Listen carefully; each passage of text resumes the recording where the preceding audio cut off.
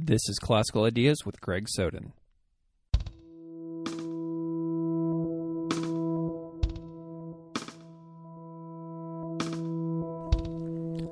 Welcome to Classical Ideas. This is Greg Soden. The 37 days between February 19th, 1942 and March 27th, 1942 saw a series of events that changed the history of the United States and some of our core values around religious freedom forever. February 19th, 1942 saw the issuance of Executive Order 9066 by President Franklin Roosevelt, which authorized mass incarceration of Japanese Americans. In March, Public Law 503 made it illegal to disobey military orders based on Executive Order 9066. Public Proclamation No. 4, issued on March 27, 1942, made it illegal for citizens or immigrants of Japanese ancestry from leaving the West Coast.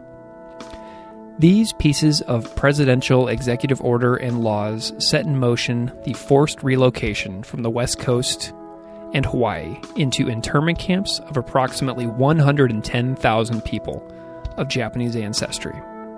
Most were American citizens, and most were Buddhists. The upheaval of lives is still felt today in 2019. The anniversary of Executive Order 9066 happens on February 19th, 2019. And that day sees the release of a brand new book called American Sutra, A Story of Faith and Freedom in the Second World War by Duncan Ryuken Williams. The book tells the personal stories of Japanese Buddhists interned against their will in one of the great violations of religious freedom in American history. The book is moving, engagingly written, and the product of 17 years of research into the personal lives of Buddhist priests and their families in the aftermath of Pearl Harbor, through the war, and after the war's end. American Sutra is out now from the Belknap Press at Harvard University. If you like this show, you can follow me on Twitter at classical_ideas or on Facebook at facebook.com/classicalideaspodcast. You can always email me at classicalideas@outlook.com.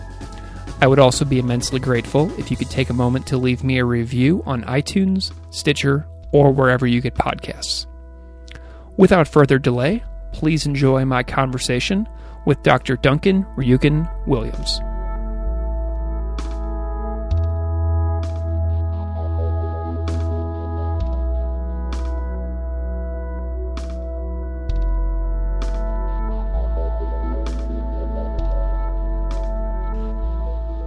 Dr. Williams, thank you so much for coming on Classical Ideas. Thanks so much for having me, Greg. I'm hoping that maybe you can just spend a moment introducing yourself to the audience so we can kind of get a sense of who you are and what you do. Sure. My name is Duncan Ryuken Williams. I'm a professor of religion and East Asian languages and culture at the University of Southern California. I also direct a research center at the university called the USC Shinso Ito Center for Japanese Religions and Culture. And I have an interest in the study of Buddhism, in the study of Japanese religions, Japanese American religions, as well as topics that range from Buddhism and ecology to mixed race Japanese identity. So I have a number of different interests, but at the heart of it, I'm interested in the history of Buddhism. Wonderful. I'm curious about your academic journey as well. Whenever I was looking you up on your center's website, I noticed that you have an undergraduate degree in religious studies as well. Why did you initially get into the field of religious studies way back as an undergrad? You know, I think when you're that age, late teens, early 20s, you're often kind of searching for yourself, who you are, and especially as I grew up, my mom is Japanese and my dad is British, and we grew up in a mixed, not only racial family but religious family, a Buddhist and my dad being British, Anglican Christian, And so these questions about like, who am I, really? Am I Buddhist? Am I Christian? Am I Japanese? Am I British? Who am I? These kind of questions, to me, are the heart of the inquiry about, what religious studies. And it became a major of interest to me, I think, when I was a sophomore or a junior. And then I started taking a lot of classes. And I ended up as a religion major. A few of my recent podcast episodes have been about growing up in interfaith homes. And so that is one of the fastest growing trends, people that are, living their childhoods kind of like you did as well. It's one of the fastest growing American trends in religion right now. So I also know that you're a Buddhist priest in Soto Zen. When and where did you start practicing Zen? Does that go back to your childhood as well? Yeah, so my mother's side of the family is a Buddhist family, and my Japanese grandfather was a very devout, he was a lay person, but a devout leader of his temple in Japan. And I actually ordained in a lineage that is different from my family lineage in Soto Zen tradition. My grandfather was a Nichiren Buddhist. But I, as I mentioned, because I had this interest in who am I, in the Soto Zen tradition in Japan, the founder, Zen Master Dogen, in one of his writings, he talks about when you study the Buddha way, you study yourself. And when you study yourself, you forget yourself. And when you forget yourself, you become confirmed by the 10,000 things or the myriad things of the world.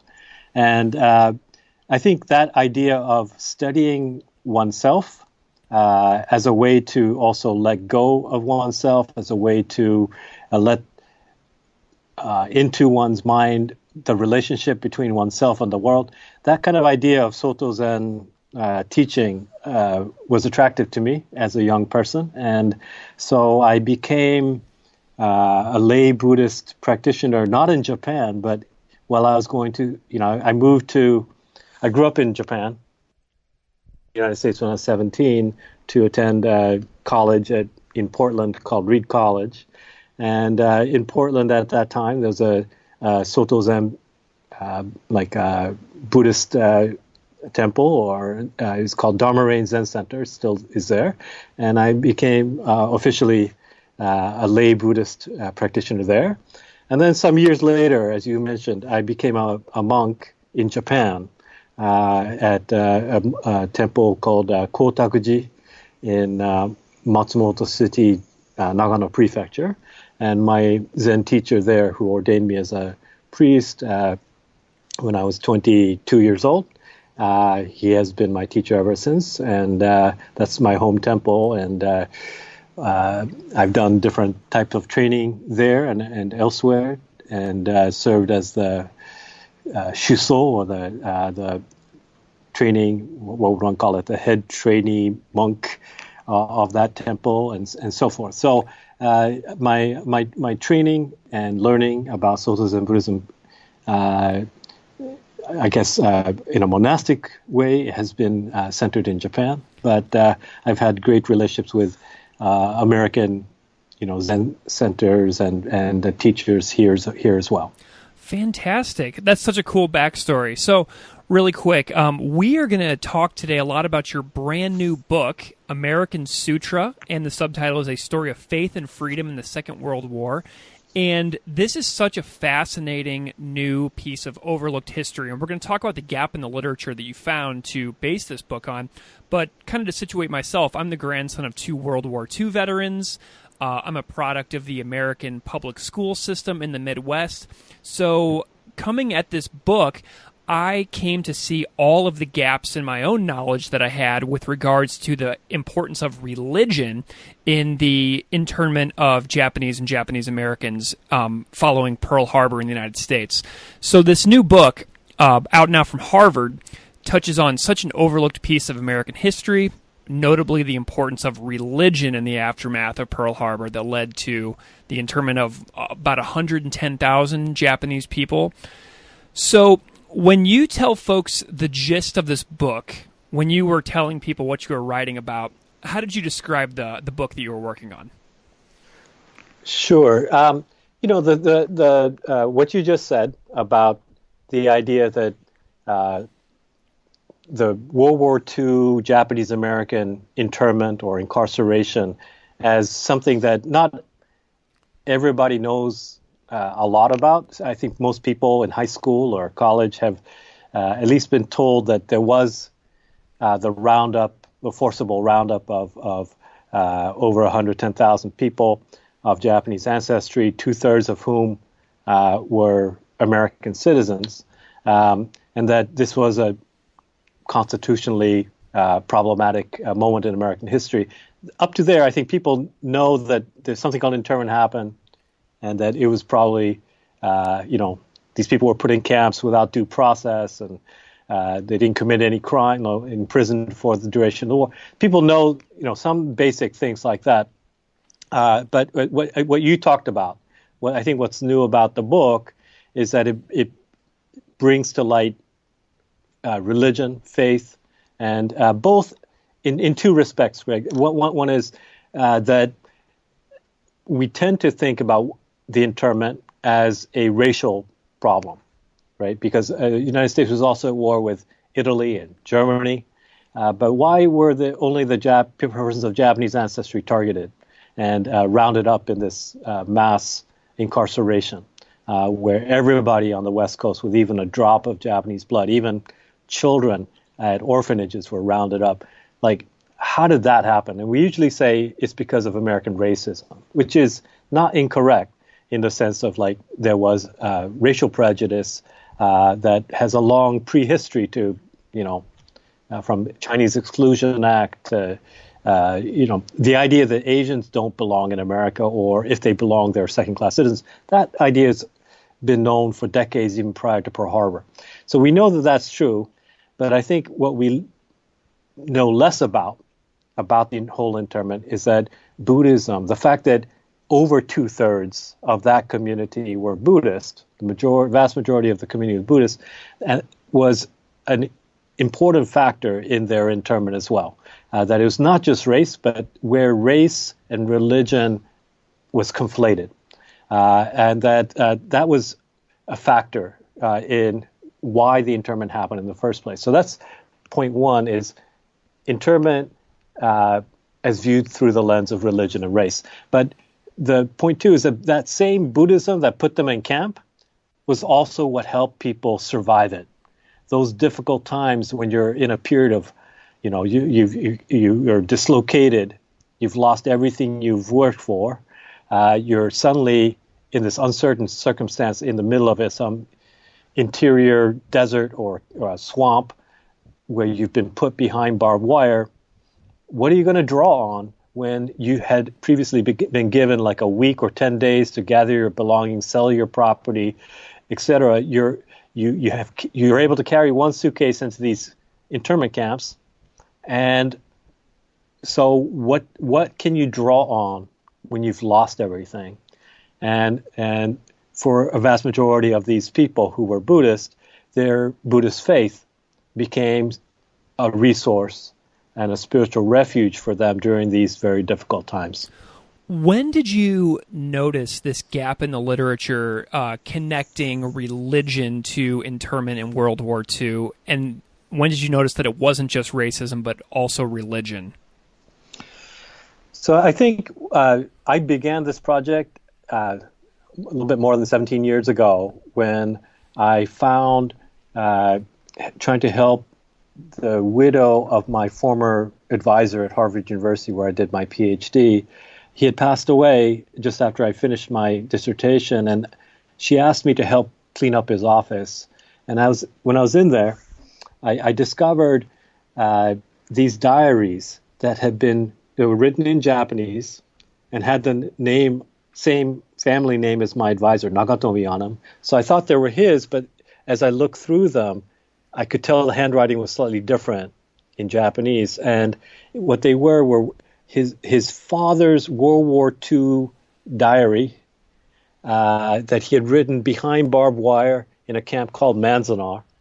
And because he was a Buddhist priest, he had also left some drafts of sermons he had given on Sundays inside camp at this, what we call barrack church. It was inside one of these barracks. And so that's when I began this book project. So it has taken over 17 years from conception to completion. But the diary I translated then, and the sermons I translated at that time for the family, led to other families contacting me about a diary that their father or grandfather had left as a Buddhist priest in these camps. And so I began translating these things from Japanese into English and recognized or started to read up on everything that's ever been written on the Japanese-American internment, and noticed that very few people referred to religion, whether Buddhist or Christian, and the role of faith in sustaining the lives of people in the camp. There's a lot of research about, what did the government do? How did the executive order that President Roosevelt issued come into being? How did the War Relocation Authority round people up? But it was always a view from the outside in, and less about what the story of that internment meant from the people who were detained, the story from the inside out. And especially these Buddhist priests were kind of written out of the narrative. And so I wanted to honor my teacher, but also, do something as a scholar that I could do, which was translate these diaries and get a little bit of a view into the interior perspective of how people handle those difficult times.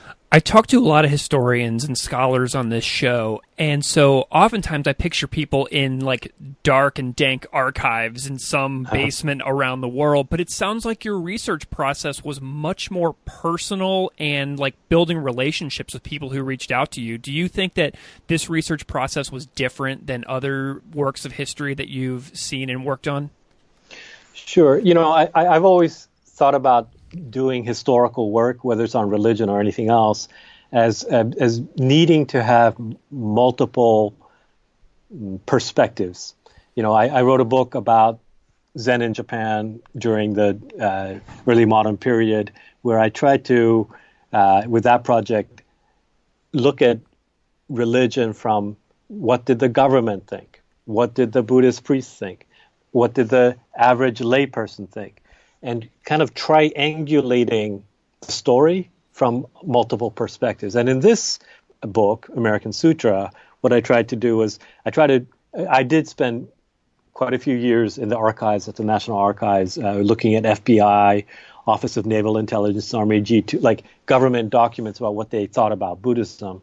But I wanted to counterbalance that with, as you just said, stories from the internees themselves. I managed to interview, they were already in their, late 80s, early 90s, when I interviewed them back 17 years ago, starting at that time. They were already quite elderly, but trying to capture their memories on tape, talking to them introducing me to yet another person. It was a kind of developing a network, as you said, of people in the Japanese American community whose stories hadn't been told before. I wanted to capture those oral histories and tell stories from that perspective, as well as contemporaneous accounts, because sometimes people's memories, when you do historical work, when it's years later, they can't remember certain things, so you want to counterbalance that with contemporaneous records. So if there were diaries, correspondence, other things that photographs from that time, what I tried to do was put all that, triangulate all of that into the storytelling for this book. Nice. So you're an educator. I'm an educator. I'm a high school educator. You're a college educator. How do you think that teachers can incorporate a more specific and focused story for teaching young students in like high school about this so that we can teach it accurately and more fully moving forward in the future of American education so we don't miss out on the Buddhism aspect? Do you have any teaching suggestions? Sure. I always feel like, with younger people, they will listen to you if they can connect to the story, right? Yeah. And so sometimes when I'm talking to younger people, instead of talking about the Buddhist priests who are a little bit, older and they probably won't identify with so much, I sometimes tell the story of people who are more their age, teenagers, sometimes the sons and daughters of Buddhist priests who had their own experiences of going to camp. And I try to ask them to imagine as if they were in that situation where suddenly the government announces that your family is subject to being evicted from your home, and that you have between a week and 10 days to pack up everything into one suitcase. And I often ask young people, like, what would you put in that suitcase if you knew that you're not going to be able to come back to your home for who knows how long this war is going to last, and you're going to go to some remote camp with, guards with guns and barbed wire, and what are you going to put in that suitcase?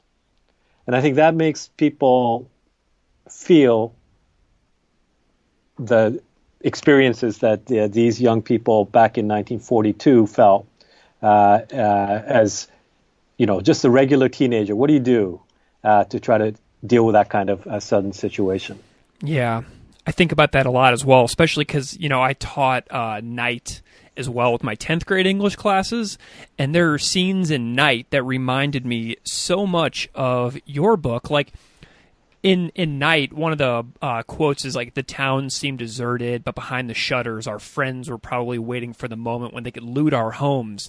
And then I'm reading your book last night, and in chapter 5, it says, the citizens of Turlock who live on either sides of the street stare at us curiously as we walk by. And then the next page, it says, I wonder if Japan had confined American non-combatants in horse stalls. And so, this was happening all over the world at the same time. Is one of the lessons that we are all capable of this kinds of darkness as well?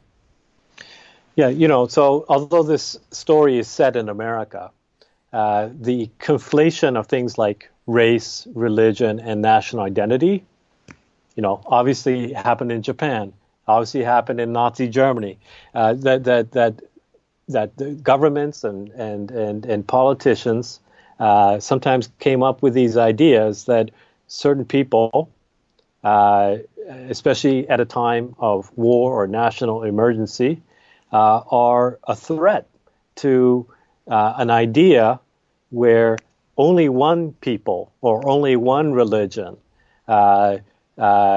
is deemed fully acceptable or deemed associated with that nation's identity, and that you had different, extremes of exclusion, different extremes of ways in which people who didn't fit that kind of idea of a monolithic or singular identity for a nation at a time of war were treated. And so in the kind of global sense, the Japanese American incarceration experience, is along the spectrum of different type of actions that different governments took. And I think it becomes an issue, of course, in the United States only because, this wasn't just about enemy combatants or prisoners of war, but this is about, 2/3 of that group were American citizens who, usually in American constitutional law, you're supposed to, have a trial. You're supposed to have committed a crime, imprisoned. So a lot of different, or, freedom of religion, another constitutional ideal and promise, is that we don't discriminate based on people's faith tradition in terms of like just putting them away as a group because you suspect that religion or that group of people who affiliate with that religion as being un-American or even, subversive or anti-American. So those are that there is a global background, but also an American context in which all this happened. Yeah. So you begin the book with a poem that you've named the book after, and the poem is called "Thus Have I Heard," an American Sutra written in 1942 by a Buddhist priest named Nyogen Senzaki. Do you have the book with you? Give me 1 second. Okay. I have it. Yeah. Okay. I have the electronic version of it right here. Yeah. I'm wondering if you can do a reading of the poem that opens the book for us. Sure. So this poem by the Rinzai Zen Buddhist priest Nyogen Senzaki, who had a Zen Buddhist community, not just of Japanese persons, but of many different ethnic and racial backgrounds in Los Angeles prior to being moved to a series of camps, internment camps. He writes this poem just as in the spring of 1942, where he's about to be taken away by the U.S. Army along with the rest of the Japanese American community. And so he writes a poem in some sense commemorating that moment. And so let me read that. Thus have I heard. The army ordered all Japanese faces to be evacuated from the city of Los Angeles. This homeless monk has nothing but a Japanese face. He stayed here 13 springs, meditating with all faces from all parts of the world, and studied the teaching of Buddha with them. Wherever he goes, he may form other groups, inviting friends of all faces, beckoning them with the empty hands of Zen. May 7th, 1942. I love that. So Senzaki seems to be like a thread throughout the book. His name pops up again and again. Why is he such a compelling figure to you? Well, just that first line from the poem, "Thus have I heard," it's the first line of a classical Buddhist scripture. It's often used as a kind of preamble to any kind of discourse by the Buddha, a sermon by the Buddha, as recorded and heard by one of his disciples, Ananda. And so, he writes this poem about being, he calls it, evacuated from the city of Los Angeles, and he's going to go to some kind of camp, and he's going to continue to offer Buddhism. He calls it, inviting friends of all faces, beckoning them with the empty hands of Zen. He's going to continue to try to, be a Buddhist person despite, this forced removal and incarceration. He's going to continue to do so, and he starts it as if it were a Buddhist scripture. Mm.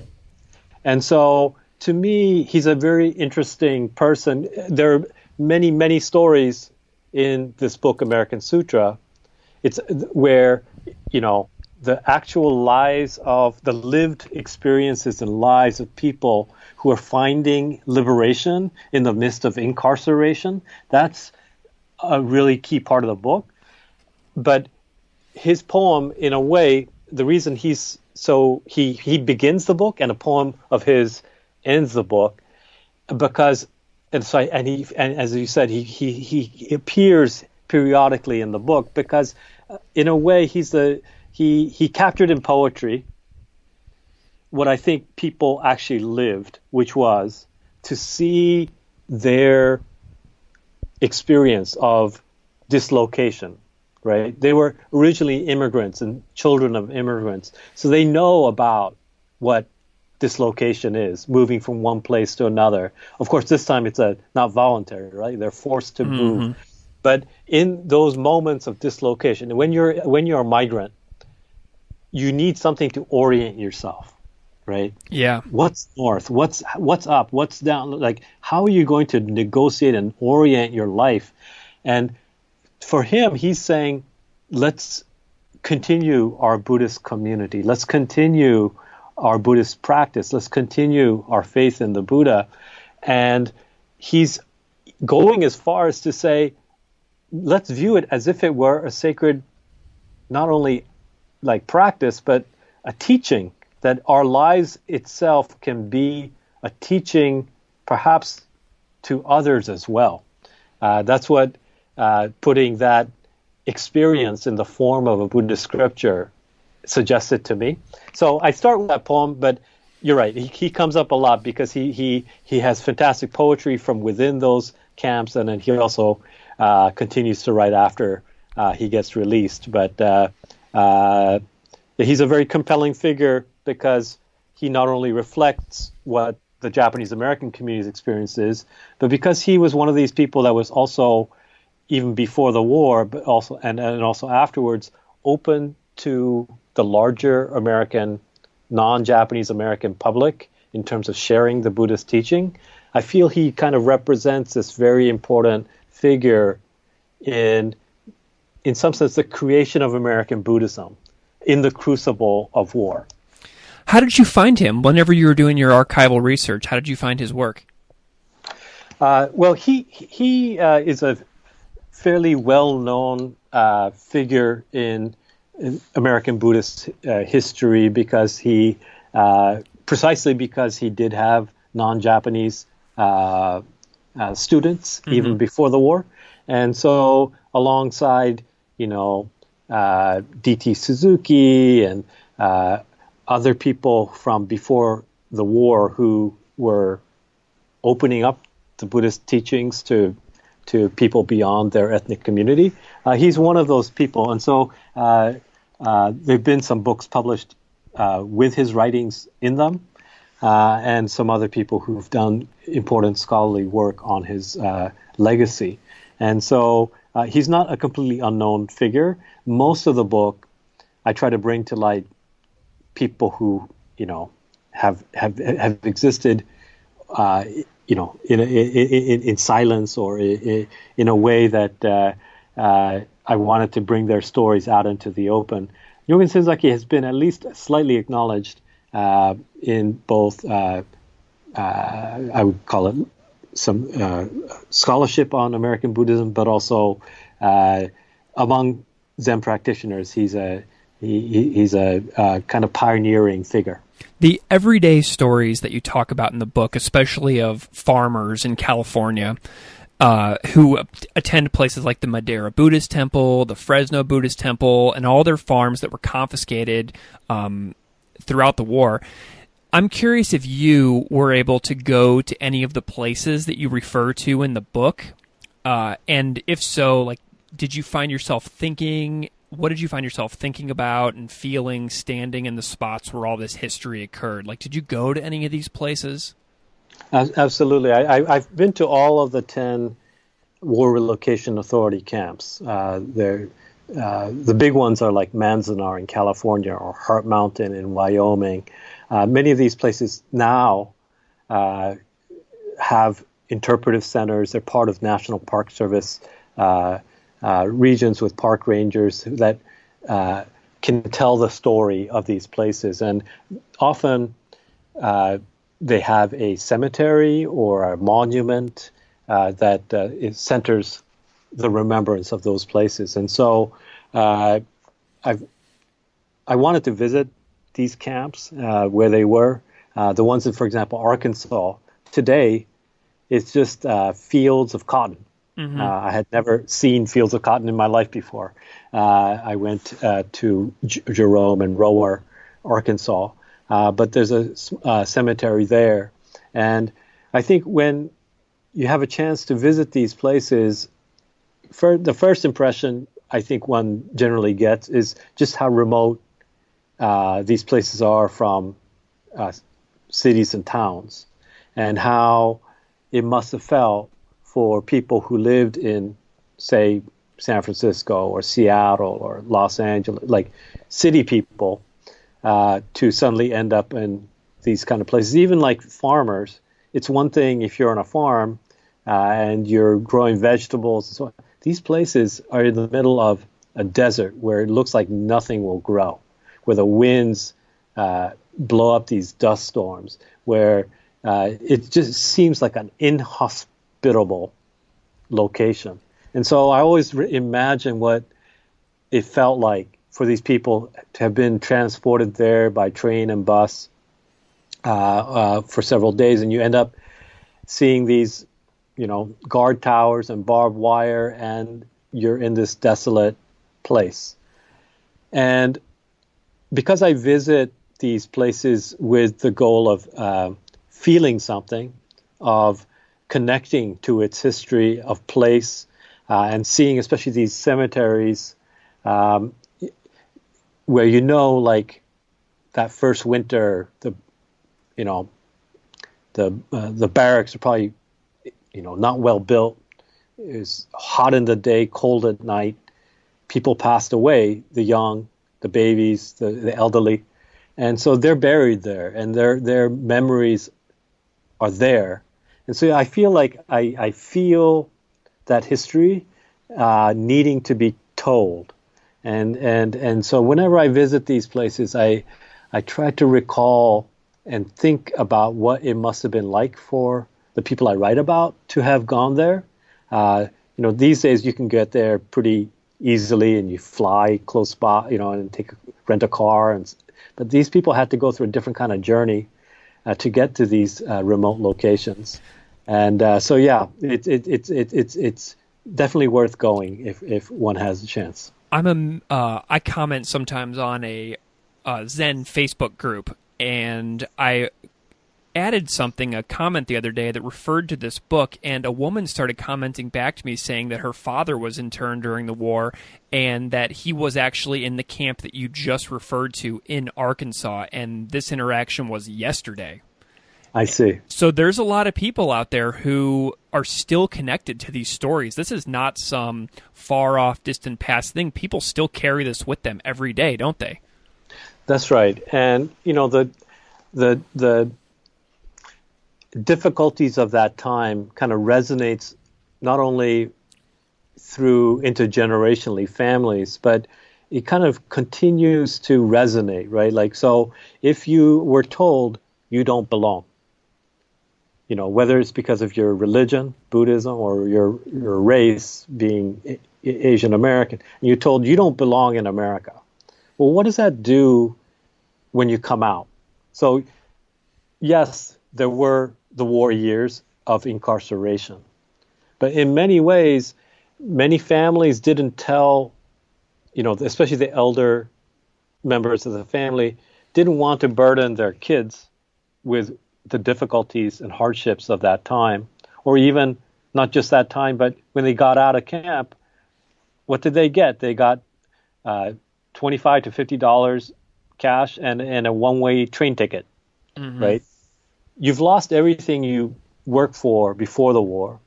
You're in these camps, and then you've got this to kind of somehow get you back to California, Oregon, wherever, Washington State, and you're trying to rebuild your life. So there's a difficulty in the post-war years as well, as you try to fit back into America, right? And so in that process, because you've been told by your government that your religion and your race is, suspect, it's attached to the enemy, and as people go back, a lot of people in those communities don't welcome the Japanese Americans coming back. So in a way, the trauma of that incarceration experience, carries on, where people feel like maybe they shouldn't, speak Japanese, or maybe they shouldn't eat Japanese food, or maybe they shouldn't continue to be Buddhist. Maybe they should, So it's I think only in recent years that number one, people have been telling those stories, speaking up, seeking redress, as well as going in groups. You mentioned the Arkansas camps. There's going to be a pilgrimage there in April, but that kind of idea of not exactly a religious pilgrimage in the classical sense, but having these kind of annual reunions and annual trips of not only family members who experienced that time, and now, we're like 1, 2, even 3 generations away from the people who lived there in these camps in World War II, but other people who don't have any family background connecting them to these camps, but still seeing the importance of making these trips and recalling history. That's something that still goes on. So the book really does mention often that Buddhism was viewed as sort of like an un-American enemy. But today we live in a time in which American people run off to Japan to live in Zen monasteries and do rigorous Zen training all the time. I've had people like that on this show, born and raised American, who go off to Japan. And do you know kind of like what the timeline was post-war when Buddhism started being worthy of being seen as quote-unquote American by people in the U.S.? Were there any like acceptance moments along the way? So I think, number one, the persistence of people who, despite being told they don't belong, the persistence of these people in not only the war period, but during the 50s and into the 60s and so forth, that was critical to connecting Buddhism with, let's call it the countercultural movement. People like Gary Snyder, Philip Witt, like the beat poets and so forth, that began to get interested in Buddhism in general, as well as Japanese forms of Buddhism in particular. Gary Snyder has often talked about, interacting with the Imamura family as being the, catalyst to his interest in Buddhism and his interest in going to Japan and his interest in becoming a Zen monk in Japan. And the Imamura family, of course, was, the grandfather was the bishop of the Jodo Shinshu Buddhist temple in Hawaii. The son was at the Berkeley Buddhist temple, which is where Gary met him. So, there's these moments where you find these interactions between the Japanese American community in San Francisco, in the Zen tradition, the traditional immigrant temple Sokoji, where Suzuki Shunryu, the founder of the San Francisco Zen Center, was the abbot. He connected the Japanese American community with these new converts to Buddhism. In Los Angeles, the similar historically Japanese American Zen temple Zen-shuji, where Maizumi Hakun Roshi was the abbot. He started serving people beyond the Japanese American community and founded the Zen Center of Los Angeles, another important hub for kind of spreading. So there are these kind of moments after the war where the community found itself interacting. The fact that they continued to be Buddhist during all those hard years, and meeting with this kind of questioning moment in American life about, what it means to be American, so then the Vietnam War period, like a wholesale questioning of like what had been accepted givens in American norms around religion and other kinds of sexual behavior and drug, like the things that tend to get associated with the counterculture. Buddhism began to be a serious option for people to examine, and these Japanese American temples were an important part of bringing that Buddhism to people, and then also making those connections with people going to Asia, to Japan, and elsewhere. So these folks that got interned during the war, the 110,000+ people, they were spread all over the country to these different camps. I'm curious if that changed the long-term Japanese distribution of population in American cities. Like, do we have new Japanese populations that settle in different parts of the country? Like, what effects are we seeing from this distribution to this day? So one thing is that around 1944, people were starting to be able to get out of camp if they had work or like if you were at UC Berkeley or UC and you were one semester away from finishing, and you could find a college east of the Rocky Mountains to accept you, you were able to get out of camp to try to finish your degree, right? And so people ended up in different parts of America that way. People ended up in different parts of America for work reasons. And the biggest center for that was places like Chicago. Denver was considered a so-called free zone, and so people ended up in places like Denver. Some people in New York, so the New York Buddhist temple up on Riverside, that also grew during that period when people towards the end of World War II started moving to New York. And so you do find a dispersion of the Japanese American population. But that said, people had their original homes before the war on the West Coast. And so most people did ultimately return, which is in a big contrast with Canada. In Canada, the Canadian government prohibited the Japanese from moving back to the Pacific Coast area until 1946. So this is after the war is already over. They were like, okay, maybe some of you can go back. And so in Canada, the Japanese Canadian community became really spread out. And one of the big consequences of that is that once you start not having concentrations of Japanese Americans in Japan towns and that kind of thing, people started out-marrying more. And today, over 90% of Japanese Canadians are of mixed race, right? Whereas in the United States, there are 1.3 million Japanese Americans, according to the last U.S. Census 2010. And what we'll find, I've been doing some research on this, in 2020, is that Japanese Americans will be the first Asian American group to be majority, over 50%, multiracial. So that's one kind of consequence of internment and kind of spreading out beyond the West Coast, even in America. It's not as high as Canada, which is like 90%, but that's one kind of consequence. And then the other consequence is that Japanese American Japan towns disappeared. There used to be 10 big ones on the West Coast. Now there's a small one in San Jose, small one in San Francisco, and a little bit larger one in Los Angeles, and that's it.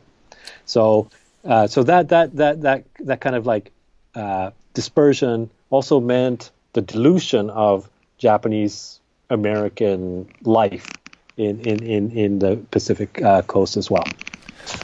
So in the United States, we talk a lot about the freedom of religion, free speech, constitutional protection. What do you wish that every person who values these American values, what do you wish they knew about the conditions inside Japanese internment camps that you write about the book? Like, what can we still learn from this today when we think about freedom in the Constitution? Well, I was mentioning a moment ago about the being able to get out of camp. And one of the things that they had to fill out was something called a loyalty questionnaire, where the government was trying to gauge if you were, loyal to the United States or not. And one of the questions was around religion. And if you answered Christian, you got plus points on your test, right? If you answered Buddhist, you got minus points on your test. And if you answered Shinto, you actually were banned from leave clearance. And so it's clear that the government had a point of view that said, being an American and being Christian are like equated, right? Mm-hmm. This is, in a very clear sense, not what the Constitution promises. In martial law Hawaii, in a way, because the Constitution was put aside under martial law, the martial law government in Hawaii said quite openly that the policy of the United States was that no religion other than Christian was to be encouraged on the islands during the war. And so they actually just shut down the Buddhist and Shinto temples and shrines and promoted Americanization by Christianization on the islands. So when we talk about religious freedom, the World War II Japanese-American case, I think, shows us what happens when, the United States government ignores its own constitution. Not only on the due process question of can you just imprison people without them being guilty of anything, but also, on the religious freedom question. Can a government actually go around encouraging and promoting one religion over another?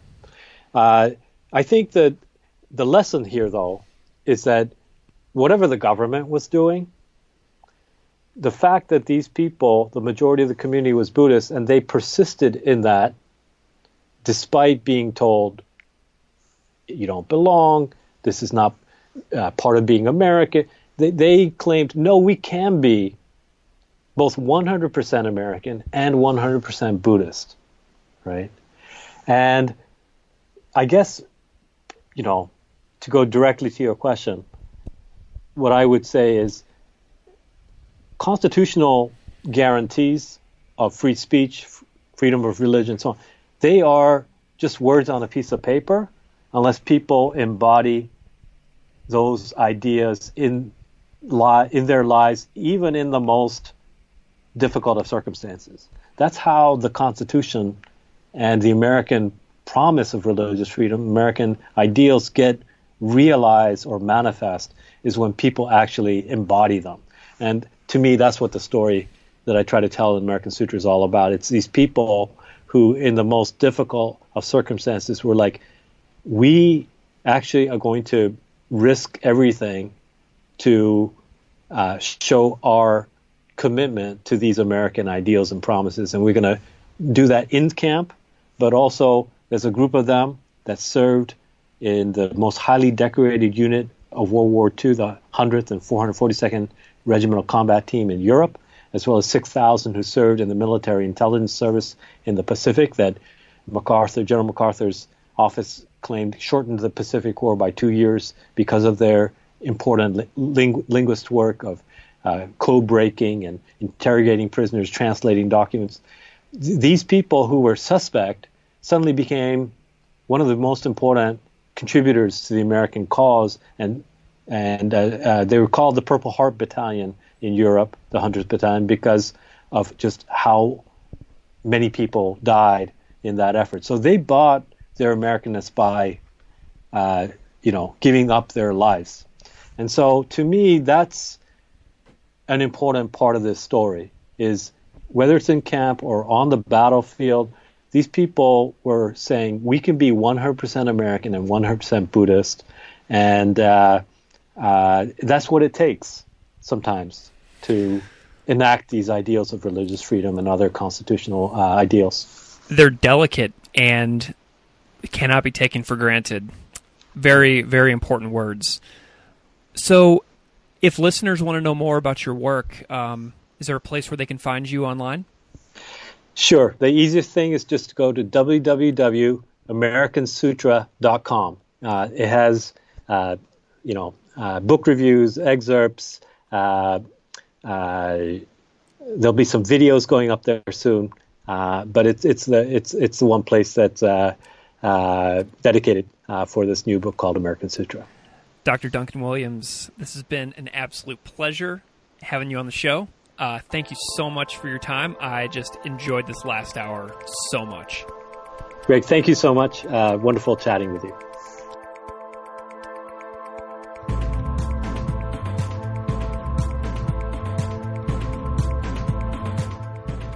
Classical Ideas is produced by me, Greg Soden.